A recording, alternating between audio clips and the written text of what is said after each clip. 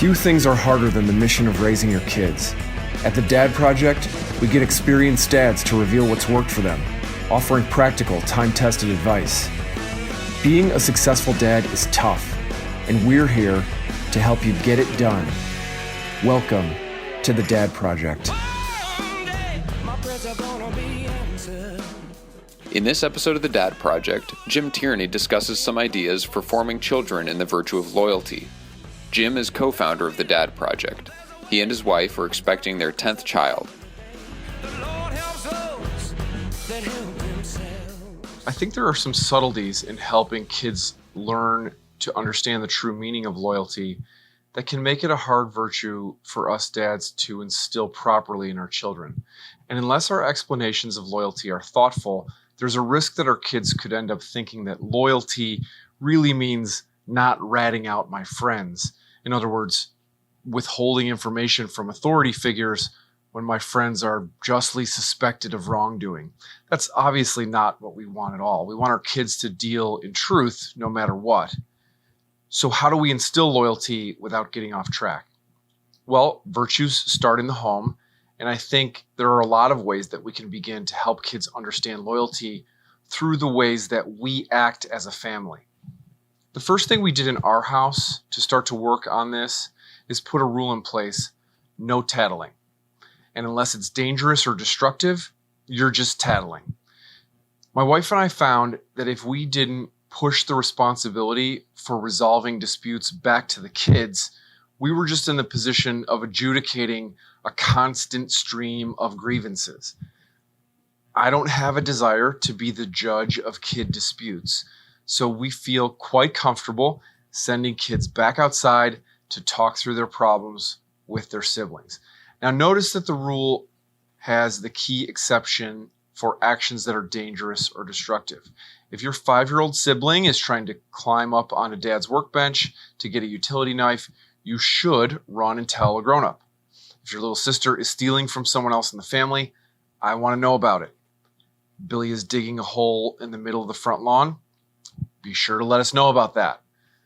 But other than serious matters like that, we want our kids to learn to resolve issues.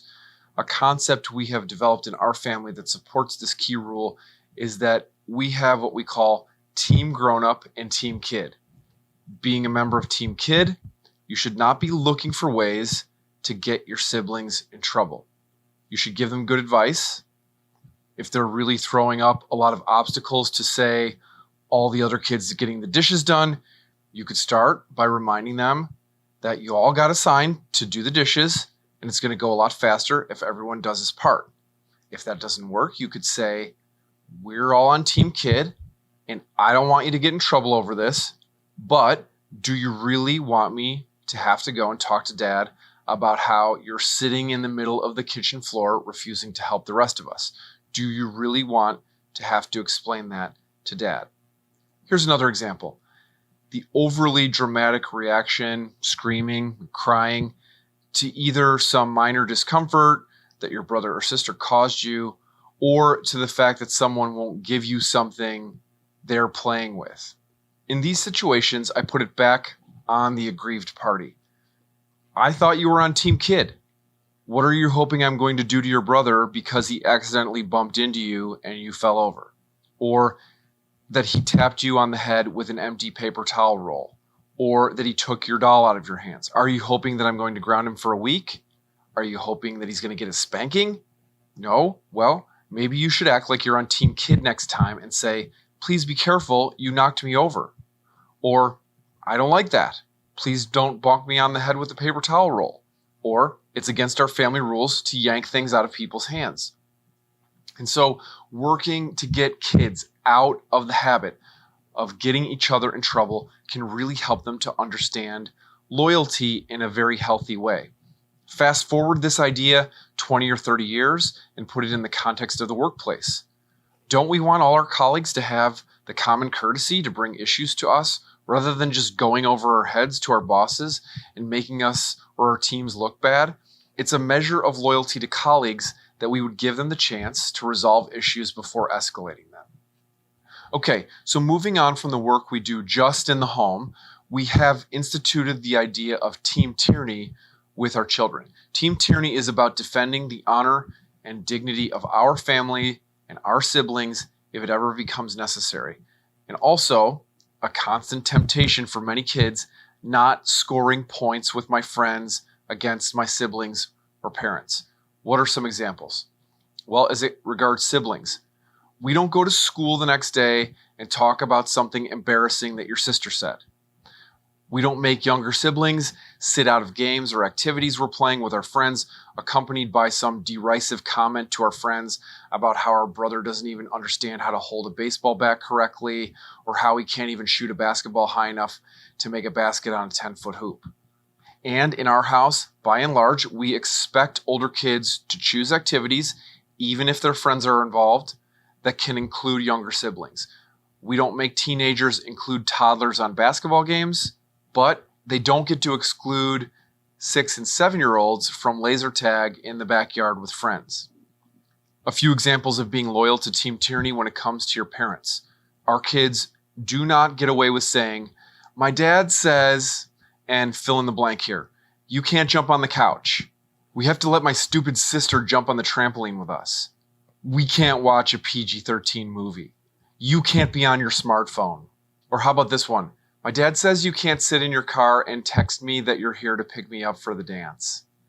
Our kids are expected to own our family culture and rules and to have the moral courage to lead their friends. If they can't, then they can't have the privilege of having friends over for movies or basketball or hanging out. What are some different ways kids in our house can speak to their friends about our family culture without trashing it to score points with their friends? They can say, "In our house, we don't jump on the couch. We're going to need to not jump so high in the trampoline so we don't keep knocking my little sister over. Let's watch this other movie. Hey, rather than playing that iPhone game, let's shoot some hoops, or play a board game, or have a water balloon fight. Or you should come up to the house so we can take a picture before we go to the dance." We teach our kids that 99% of their friends will be positively influenced by this leadership. The 1% who aren't, they won't come back, and you'll know that you should focus more time on all the other friends who do. Those friends seem to be fine with the loyalty you show to your family. Moving beyond the family, the next step in teaching loyalty to children is to work with them on being a good friend, anticipating the needs of others, and serving them. An example that we always cover with our boys has to do with school dances. At the high school our kids attend, most of the kids don't pair up as dates. They just go to the dance as singles and groups. And knowing this, we coach our boys to ask every girl to dance, letting no one feel left out. We also instruct our kids to look for kids who are alone at lunchtime and at recess, go and sit with them or invite them to join in the activities. Too often, I think we as parents can be tempted to want to ask our kids when they come home from school if everyone was nice to them. What we need to ask our kids is what they did to make sure others know that you are a good friend to everyone. And to that end, we need to equip our children to be able to guide conversations away from gossip and backbiting criticism of others. We can equip them with the language of, "She's my friend. I don't like hearing you talk about her like that." Or simply a graceful redirect of a conversation by interjecting, "Did you see the Dodgers game last night?" These are all about being a better friend.